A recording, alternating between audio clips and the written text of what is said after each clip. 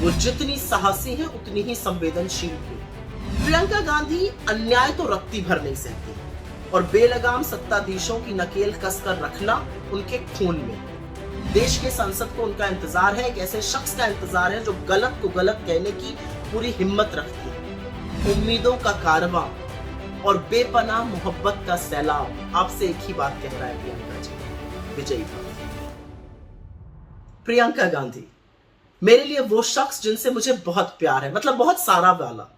जितना मैंने उनको देखा है, जितना उनको समझा है, जितना उनको जाना है, उनके अंदर एक गजब की कुव्वत है किसी को अपना बना लेने की। वो जितनी साहसी है उतनी ही संवेदनशील भी है, बहुत परिश्रमी है और उससे ज्यादा बेफिक्र और जिंदा दिल है। असलियत यह है कि उनके साथ काम करना कभी बोझिल लगता ही नहीं है, क्योंकि सारा काम इतनी हंसी खुशी में हो जाता है कि पता ही नहीं चलता है। वो अपने परिवार के लिए शेरनी की तरह डट जाती हैं और लोगों की आवाज बुलंद तरीके से दुनिया के सामने उठाती हैं। 2022 के विधानसभा चुनाव में 40% टिकट महिलाओं को देकर उन्होंने राजनीति में एक बहुत लंबी लकीर खींची, एक बहुत बड़ी पहल की। मैंने उनकी निर्भीकता को देखा है, हाथरस में देखा है, सोनभद्र में देखा है, लखीमपुर में देखा है, तमाम जगह देखा है। जब वो पुलिस और प्रशासन के अन्याय के खिलाफ अड़ जाती हैं, डट के खड़ी हो जाती हैं और पीछे नहीं हटती हैं। वो जिद्दी भी बहुत है, जो ठान लेती है फिर वो करके ही मानती है। तमाम व्रत करती हैं, हर त्योहार को बड़े रौनक से मनाती हैं।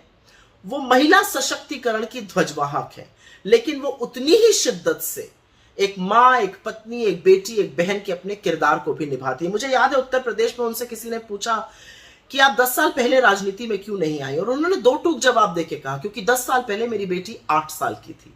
एक बार नवरात्र से माँ के दर्शन करके निकल रही थी, पत्रकार ने पूछ लिया आपने क्या मांगा है, तो उन्होंने हंस के कहा बताया थोड़ी जाता है, फिर खुद ही मुस्कुरा के बोल दिया आज अपने बेटे के लिए प्रार्थना करी।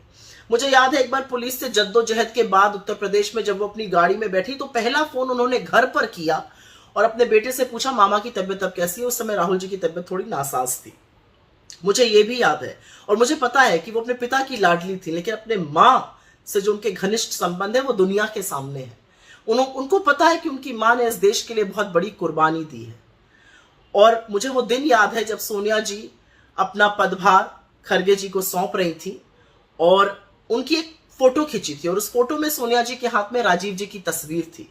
प्रियंका जी ने उसके नीचे सिर्फ एक शब्द, एक लाइन लिखी थी और उसमें लिखा था सो प्राउड ऑफ यू माँ, I know you did it all for love. एक दिन हंसी मजाक में उन्होंने ये भी बताया कि वो 19 साल की उम्र से करवा चौथ का व्रत रखती हैं।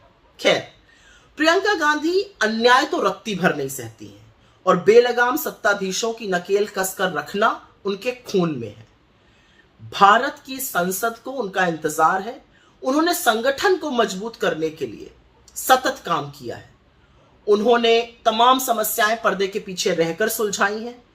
उन्होंने बेबाक होकर पार्टी का प्रचार किया है, तमाम लोगों को चुनाव लड़ाया है और जिताया है। और अब उनकी बारी है। और जैसा कि मैंने कहा, देश के संसद को उनका इंतजार है, एक ऐसे शख्स का इंतजार है जो गलत को गलत कहने की पूरी हिम्मत रखती है, जो न्याय और सच की लड़ाई पर अडिग है और कभी पीछे नहीं हटेंगी।